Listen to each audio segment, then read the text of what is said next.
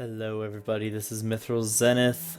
Thank you all, if anyone did, for watching the Age of Empires Definitive Edition long play of all of the campaigns on hardest difficulty. Today, I'm going to be reviewing what I thought of the campaigns, what I thought of the game itself, and pretty much all of this information.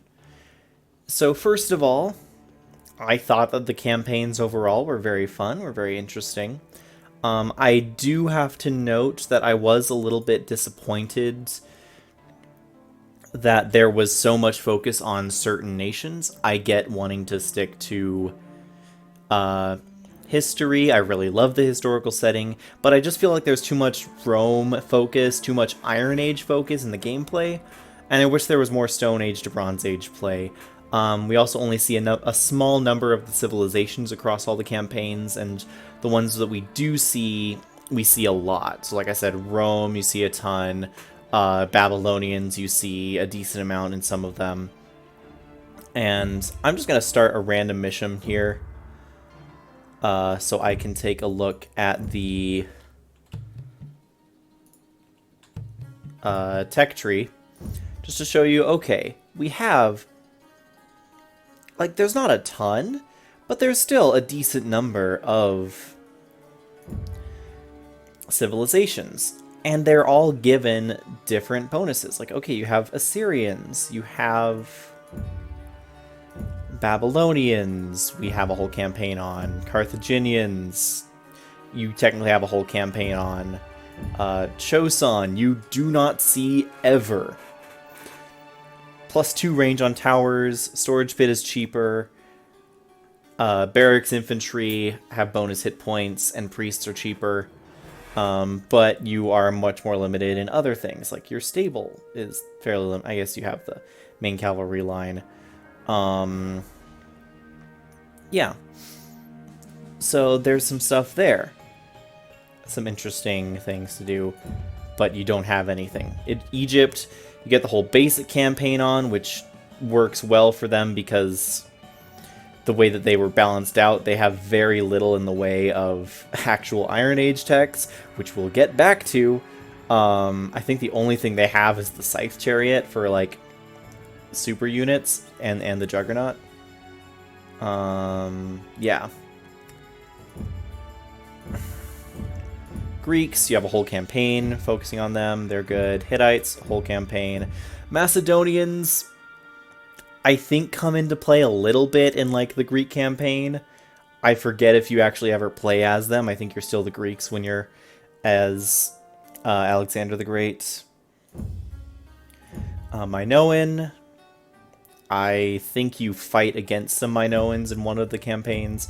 Palmyran, there's the one-off mission in Imperium Romanum, or Imperium Romanum, I think, that you play as Palmyran. Persian, you don't play as the Persians ever, which is sad, because elephants are fun. They're really good elephants. Phoenicians, again, I don't think you ever play as the Phoenicians. I think you fight against them, though. Romans, you play as the Romans for, like, 3 whole campaigns. Shang, again... you never play as the Shang. Sumerian, I don't think you ever play as the Sumerian. You might fight them once. And then Yamato, you have a whole campaign. So basically, it's Assyrians, Shang, Sumerians, Palmyrans, Persians, Phoenicians, and Choson that I would like to see more. I'm not sure which ones were added in DE and which ones were native to the base game. But yeah, I'd like to see a little bit more of that. And I personally love the Stone Age through Iron Age growth. I have some interesting things to say about that. But I will say I think it's one of the stronger things of the game, stronger aspects of the game, and it makes me really sad that so many campaigns are just either stuck in Iron Age forever or are Bronze Age, but you really need to get to Iron Age because... the age difference in power is very extreme. For instance, if you have any sort of Iron Age units... let's just bring out the Romans for a second. if you have any sort of Iron Age units, longswordsmen or legions, or especially phalanx or centurions, or high-tech siege units, you won't lose against Bronze Age unless you play horribly. Iron Age warships are far superior to Bronze Age. You can fight triremes with war galleys, but not well. There's a lot of imbalance. The upgrades as well. If you have an upgrade tier above your opponent and you're using units with low base damage, like especially the barracks line survives on upgrades, and so having an upgrade difference is absolutely massive. So naturally that forces everyone to go Iron Age. So I honestly would prefer if there were more campaigns that capped you off in Tool Age or Bronze Age, because sure, Tool Age I guess is a little bit limiting, or quite a bit limiting. You just have bowmen and then slingers to counter bowmen, and then it's axemen and scouts. Not too much interesting there. But Bronze Age gives you a lot of options, and I wish that was explored more, because it just... so many campaigns lead straight to Iron Age. Of course, this is also me coming off of the Rome campaigns, which all last in Iron Age. I'm pretty sure I think the Hittites and Babylonians were more Bronze Age, and those were pretty fun. So anyway, let's get into other talking points about the campaigns. This mission in particular is a perfect example. The AI is consistently inconsistent, I would say, leading to some missions being incredibly easy, like this one where the AI chose to attack me instead of Brown, and so Brown decided to attack, and the AI didn't defend themselves and died very quickly. That was the second time I played through. The first time, they massacred Brown immediately, and then both Orange and Red turned their attention to me, and I couldn't fight through, and they won, or were going to win with their wonder before I just surrendered. So the consistent inconsistency of the AI means that, yeah, certain missions just suffer quite a bit. There's another mission that I wanted to bring up. This one, Battle of Tunis. This first fight varies greatly based on how the AI decides to use their warships. On the run which I won, the AI scattered their warships, and I was able to take out most of them and then return home with a fleet of like 4 decently healthy war galleys. Whereas most runs like this, you know, you'll end up being able to do decent things if you know what you're doing, but you're still gonna suffer and die. But what I really wanted to bring up was the fact that on the run that I won at, if you watch that, you'll see, this is the very last mission of every campaign, you'll see that there was a giant stack of catapults just outside the Wonder that wasn't doing anything. They got stuck. If they had sent those catapults to attack me like they're supposed to, I'm pretty sure I would have died, because I pulled myself out of quite a risky, quite a bad situation in order to survive, and so all of that, you know, one catapult helping out with that would have been game over for me. But they didn't, and so I won. And so that consistent inconsistency of the AI, I find, is kind of problematic when you're wanting to go into difficulty, because it then turns every run into, or certain runs of certain missions into, instead of, okay, I'm figuring out a plan and I'm doing this, it's a lot more about, did I get lucky? Did the AI screw itself or not? And nobody likes that. I mean, some people like that, but I don't. AI exploitation, also, on the hardest difficulties, is basically required. For instance, in the Rise of Rome campaign, the Birth of Rome, the AI would send its cavalry in and target my villagers without even seeing anything that I had. So they knew where my villagers were and would target them. But as soon as any of their units got attacked and took damage, they would instantly aggro onto whatever damaged them. Hence why my strategy for the Birth of Rome being kind of surround the high traffic areas with hold position hoplites, and then basically use those to buffer, to expand, and then once I had a solid base and had withstood their major attack waves, being able to, set up the towers and win. So, yeah, some pretty interesting things there. Another example of exploitation of the AI is, I think it's this one, the Holy Man in Voices of Babylon, where you have a yellow and a red team. The yellow, you can, if you do it right, you can completely gimp them and force them to resign just with your one priest. The red, as soon as you aggro one of their unit, they start neutral. As soon as you aggro one of their units, they have a whole army they just send right your way. But before that, they have relatively low production, relatively slow growth. And so the idea is spend as long as possible not attacking red's units, including letting them harass you or letting their workers go by and mine your stuff, giving you as much time as possible to build up, because they just have a massive base compared to you, because you start with only one priest. So AI exploitation, in terms of that, like with the Holy Man, I like it. In terms of stuff with catapults getting stuck or changing based on aggro, I'm not a huge fan, because it seems like the only way you're able to survive is abusing the way the AI thinks, instead of actually overcoming them with real strategy. So that's something. Speaking of which, I still don't know the intended strategy for this mission, because you start in the middle, in the worst possible position. There's no defensible land, really. You're right on the sea, so you're going to get attacked from the sea. The enemy decides, hey, I'm going to build an archery range in your base, and there's nothing you can do about it. You have plenty of stone around you, which is good for building walls and towers. I guess they want you to wall up your base, but when I walled up this area, I just got surrounded and killed, and as soon as they start bringing like catapults and whatnot, it's just game over.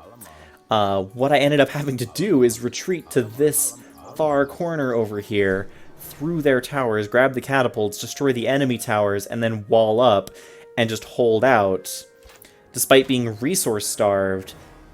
Not even starving them out, because they have effectively infinite resources, just building up slowly and slowly until I had enough power to overcome the enemy. And so in that sense, I have no idea what the intended strategy even is. Anyway, what I really wanted to talk about wasn't just the specific missions, but kind of the overall feel for Age of Empires 1, how I feel it worked out, how I feel it didn't, where certain things went right, where certain things went wrong, and one of the things that I think went well enough, but got boring, is naval battles. Naval sieges in particular become both optimal and very boring. It becomes a matter of who can mass more triremes. Most of the times you aren't a civilization that gets access to fire galleys, which are the only different type of combat boat. It's fire galleys, catapult triremes, and regular triremes. And then even when you do, fire galleys aren't really that good. Enemy auto kites at max range, and so you'll wind up dying before you can even close in for more than 1 or 2 hits. So my issue with naval sieges is that whenever they come up, it's just about getting a big ol' mass of triremes, clearing out the ocean, and then parking over your enemy's port location and killing as many units and buildings as you can and stopping them from rebuilding ports. The game likes to say, hey, leave your enemy's ports open so you can trade with them and generate gold. This is a terrible strategy, because if any enemy ports are left open, you will die, because they will just spam triremes at you. And so you don't. You kill everything, you dominate the map, you gain resources that way, and then you just win. If you try to land before you siege everything with a massive group of triremes, 9 times out of 10, you'll just die as soon as you land, or you won't even get to land because they'll have boats of their own, or towers. And so the ideal play just becomes make a bunch of boats, kill everything the boats can kill, and then worry about land units. On any sea map where you actually have like a division between if you're on an island compared to the rest of the map. You know, it's not too terrible, but it still is kind of sad that it becomes that repetitive and that boring. I've talked a little bit about unit tech level, but I think that it's very important to Egypt is really get a decent sense of. So let's just come over here and look at the tech tree. Like I said, tech level and upgrade differences become almost godlike in how extreme they are. The fact that you get +2 damage or +2 armor instead of +1 like in Age 2 means that just your basic upgrading at the storage pit, the tool working, or leather armor is a massive increase. And it also means that axemen and chariots, basically your trash units, your trash melee units, become very, very good if you are a civilization that has access to all of the Iron Age upgrades, or at least the highest upgrades you can get. They also suck if you don't. Like, axemen in particular, and then kind of chariots as well, axemen and scouts, aren't great, even with upgrades compared to anything else. But if you can get an upgrade or two on just your Tool Age axemen, they will tear through villagers and clubmen, because clubmen are literally just villagers with 10 more hit points. That's all they have going for them. Never build clubmen. Okay, 15 more hit points, whatever. Never build clubmen if you don't intend on moving them to axemen or doing some weird Stone Age rush play. Fighting in Stone Age is not worth it. In terms of unit balance, let's just work left to right. The barracks is decent.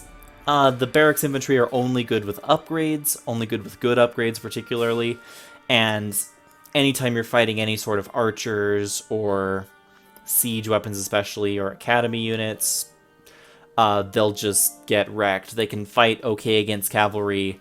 That's a similar tech level, but you really need to have optimal upgrades in order to get anywhere with barracks infantry. One last thing about infantry is that the logistics upgrade over here at the government center, I believe this was new in Definitive Edition, is very effective in low population situations. For instance, in campaigns when you're capped at 50. Not very effective at all in higher population situations. It'll save you a couple houses, but if you have 100, 200, whatever, what does it matter if your infantry costs half population? You're much better off just maxing out on centurions or something, if you have access to them, or elephants or whatever. But if you do have access to really good infantry, like legions in particular, or just longswords, they can actually be quite effective, especially if you have some sort of infantry bonus. Something like the Choson in particular are very, very strong with their barracks infantry.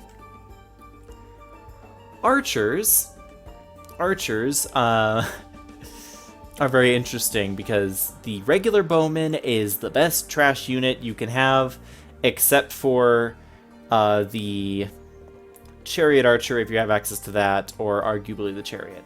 But the regular bowman is a Tool Age unit, keep thinking Age 2, is a Tool Age unit that is effective in even into the Iron Age, sheerly based on how piercing damage works. The only counter to piercing damage that your enemies will have is if their infantry have shields, because piercing damage is a different damage type. So basically that means a bowman will always do 3 damage no matter what, no matter the upgrades, and they're always going to get extra range from your woodcutting researches, woodcutting technologies. Meaning that a regular archer will, in Iron Age, in theory, if you have access to all the technologies, have 8 range and 3 damage and be very cheap. They're very fragile, but they're very good.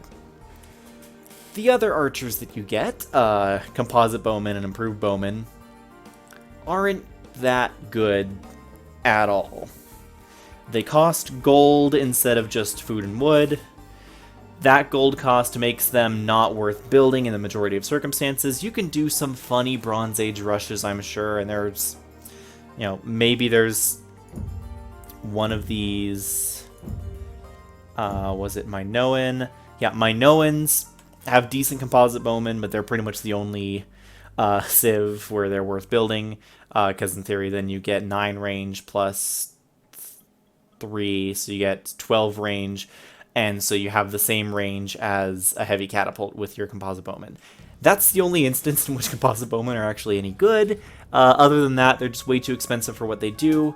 5 attack is nice, but you literally get the exact same benefit, just slightly less damage, but double the hit points on a chariot archer. Well, almost double. Yeah, if you have access to chariot archers, you don't need the composite bowman unless you're really strapped for wood for some reason and have a lot of gold. Never really build composite bowmen if you don't have to, or if it's not part of your main plan. They just don't... I don't know. I've never had luck with them. This is also just me. Your results may vary. Once you get into Iron Age, though, if your Civ has access to horse archers, these are the best units in the game. Arguably second only to siege units, Heliopoli, and especially Catapults. Because horse archers are the fastest unit in the game. They also have really good range. Amazing ranged attack. Again, this is 7 pierce damage or 8 pierce damage for heavy horse archer. 9 if you have access to alchemy as well. Not much can stand up to a heavy horse archer. Elephant archers are also quite good. They don't have the attack, but they make up for it by having 600 hit points. They don't have the speed either. Elephant archers can be pretty good, very vulnerable to monks. I think, honestly, heavy horse archers are in competition for one of the best units in the entire game, because they can kill any melee unit before it even approaches them if you have good enough micro and enough room to maneuver and enough horse archers. They're good at killing elephants and elephant archers and pretty much everything else. Towers they can outrange with enough upgrades. Surely one of the best units in the game, and this is why I think... This is a big reason why I think the multiplayer never took off, is because everyone's going to just pick heavy horse archer civilizations, or even just regular horse archers, and then just kind of win from there. Yeah. Horse archers, insanely good. Elephant archers, quite good. Composite bowmen, niche. Regular bowmen, very good. Archery range, pretty solid. Also, you need an archery range for a siege workshop, which is a little strange. Speaking of siege, let's come back to that and go to the stable. Or let's hit the academy up real quick. Hoplites and the Hoplite line are pound for pound the best unit in the game, melee unit-wise. Look at that massive 17 attack, 5 armor.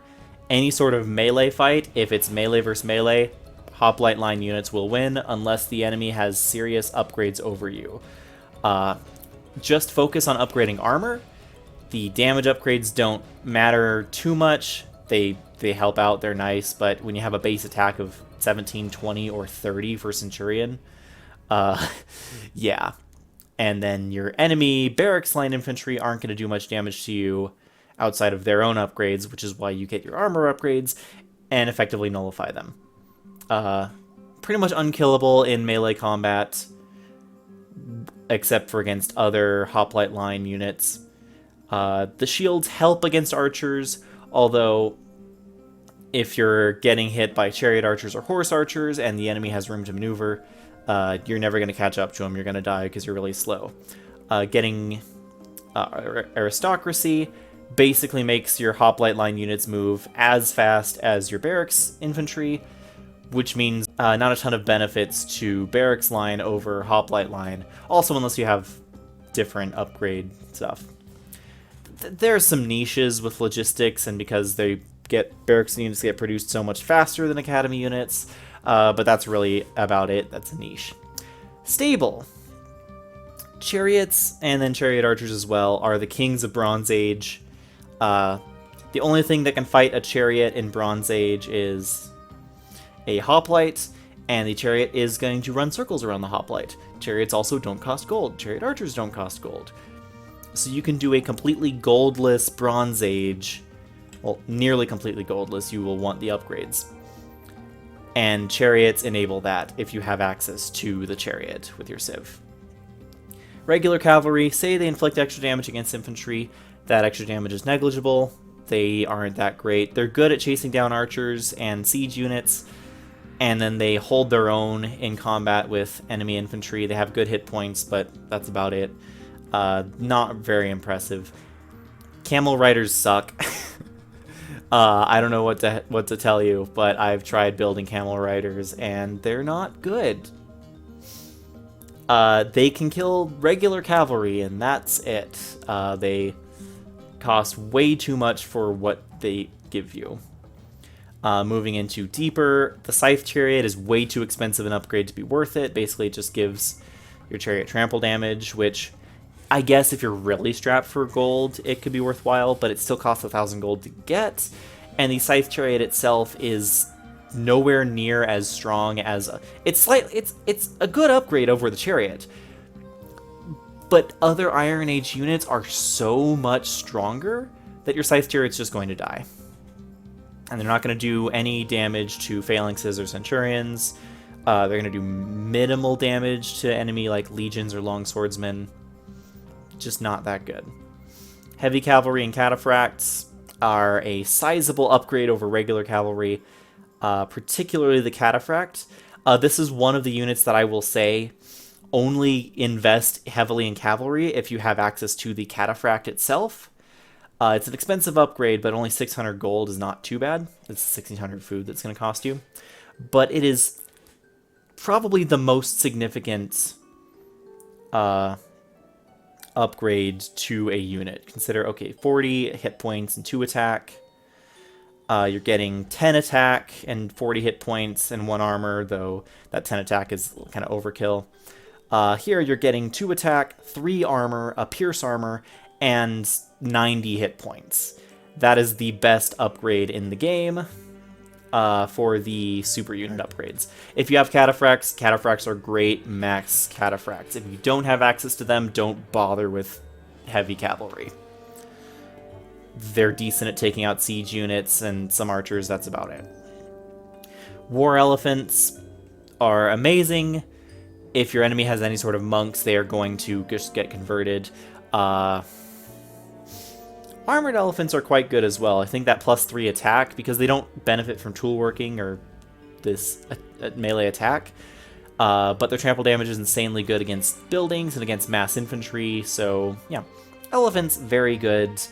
If you have access to armored elephant, consider getting it. It's very expensive, but I think it can be worth it in certain situations. Very good against buildings, very good against barracks infantry, decent against academies. If your enemy has too many horses or siege workshops, they're going to die before they get anywhere, and of course monks are just going to convert you, and it's going to be a bad time. And then last but not least, I mean, let's talk about monks real quick. Monks are very hard to use well. Very hard to use well. There are some very interesting monk technologies and researches. Some of these are required, like fanaticism is required for Legion. I think big ones to consider monotheism if you're going on a monk heavy play, or if you're in a campaign where it seems useful, but other than that, it seems kind of not ideal.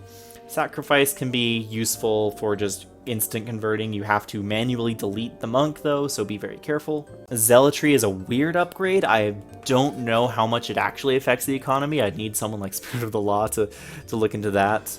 I don't know. It's odd. For their healing, they're alright. If you're in a very limited situation with limited gold resources, maybe a monk for healing can be decent, but they cost so much gold on their own and they're really hard to use. If you can use them well, they're amazing. If you can't use them well, they're basically worthless. And that's what I say on the monk. And then siege units. Oh boy, do I have a lot to say about siege units here. Siege units are by far the most powerful thing in the entire game because splash damage and massive damage at massive range really has no counter, no comparison. They're slow, they're vulnerable to melee units that close, they can kill most units before they close. Their large range means they have a very large vision range. Heliopoli are insanely good because they like double the attack rate of a ballista. Ballistas are only really good in bulk because they're decent, but if your enemy has any sort of movement ability to them, they can just evade and they don't kill fast enough. You'll need a lot of ballistas or a couple Heliopoli to make it worth it. Heliopoli themselves can be very good because they actually work really well against enemies that are coming at them in a conga line, like the AI does. So they're pretty good against the AI. Catapults, especially the heavy catapults, are very good, but the only caveat here, as soon as you target something directly, it will flee or change direction or avoid, meaning if you're directly targeting any enemy with a catapult, you are never going to hit that enemy. And you might say, oh, what about ballistics? Ballistics means that your attacks, your ranged attacks, will target where the enemy's current trajectory will have them be when the projectile hits. This is very good in like 5 to 10% of situations and actively harmful 90 to 95% of the time, because the enemy will just turn around or change direction and suddenly your attacks are way off course. This affects both siege attacks as well as archers, pretty much any ranged attack in the game. Ballistics, think very carefully before you get it. Only really decent in ship battles, and even then can be pretty problematic, because if you get ballistics and then your enemy knows how to micro against it, then you've just given them a one-way ticket to never getting hit again. But other than that, you'll have to attack ground against the AI, but catapults are very good. As you upgrade your catapult, you get more and more splash range, which is very powerful. And as you will feel yourself, one good catapult shot can wreck an entire army. So catapults are kind of the de facto best unit in the game. I'd say the best overall unit is probably the horse archer, but catapults are definitely the look out for them, because one catapult can and will ruin your day immediately. That's kind of the unit overview. Overall, there's not really too much in sort of interesting technologies or differences there. I think the main reason, and then I've already talked about the dock a little bit, the boat problem. The trade boats, I think, are interesting, but not good. Fishing boats, those fishing transports are transports. Fire galleys suck because the AI will just run away from them. This is all from a campaign standpoint. If you're playing multiplayer, which, first of all, good luck finding a person to play multiplayer with. There's like 5 people on at a time, ever.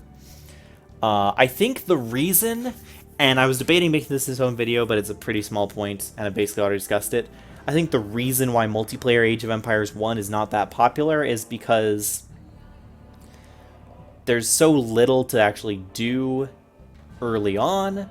It's basically, okay, Stone Age is just optimized to get a good Tool Age, which Age 2, optimize Dark Age to get a good Feudal and beyond, but there's still some Dark Age rushes that you can do. Stone Age Clubmen are so bad, and there's absolutely nothing else you can really do.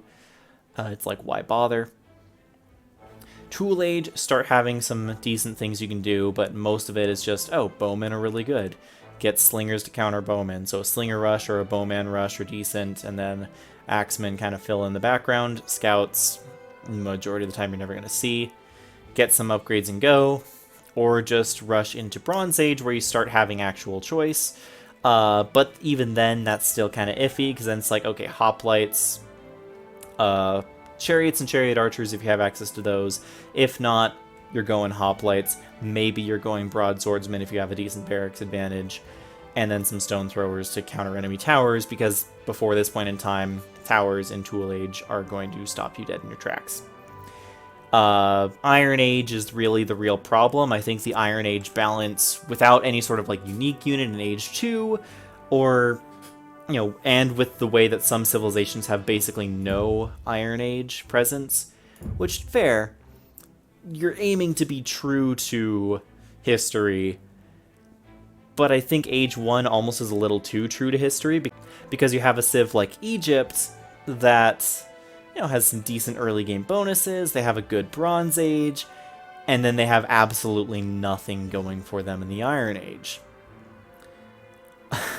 Like, look at that lack of technology. You have elephants and scythe chariots, and not even any sort of advanced siege, which just makes them terrible compared to something like Rome, which, sure, you don't have the horse archer, and you don't have elephants, and you don't have cataphracts, but aside from that, Rome has everything else. Okay, sure, you don't have advanced towers, and you don't have alchemy, that's actually a decent hit.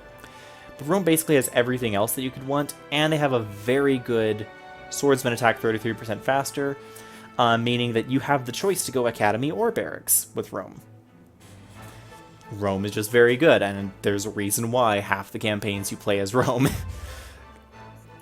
But I think that because of this, because of there only being a handful of good strategies, and only being a small subset of civilizations that can actually do those decent strategies, I think that's what really makes the multiplayer fall off in comparison to something like Age 2, which is a lot more unique, which I think a lot more people like the castle setting more, the medieval, as opposed to early history, which is sad. I think there's not enough early history games out there. It's like, okay, Civilization and Age of Empires, and then there's a couple other ones here and there, but that's really about it. There's a lot of potential here. I just think that there's too much Iron Age focus, too much, not diversity of power, but too much, yeah, differential in power between civilizations and between Iron Age units and whatnot. And ultimately, it just gets boring after a while. Because if you're only ever doing the same thing, and units getting outmoded, like, okay, you have improved bowmen and composite bowmen. Well, unless you are Minoan, you're never going to make composite archers unless you're focusing on a Bronze Age play with them. And so it just... the fact that units become so quickly just defunct, that there's nowhere to go, which means if you're investing in those units, then you're trying to win immediately right then. And if you can't, then you're done for. And it just... this focus on either all-in plays in earlier ages, or just maxing on 1 to 2 unit types later on, I think is really the reason why the multiplayer has kind of died out for Age 1. But that's just my thoughts. I've played every campaign on hardest. I've gotten every achievement, including winning multiplayer games, so I'd like to think I have a decent understanding of the game, but, I mean, at the same time, give me your thoughts. Did you play Age of Empires when it was just Age of Empires, when it was brand new? Back in the 90s, did you play it then? What are your thoughts? What are your thoughts on Definitive Edition? How did that change things? I vaguely remember playing a little bit of Age of Empires when I was young, but never really got into it too much until Definitive. Yeah, let me know what you think of Age of Empires Definitive Edition in the comments below. Yeah. And until then, this is Mithril Zenith signing out. Thank you so much for watching.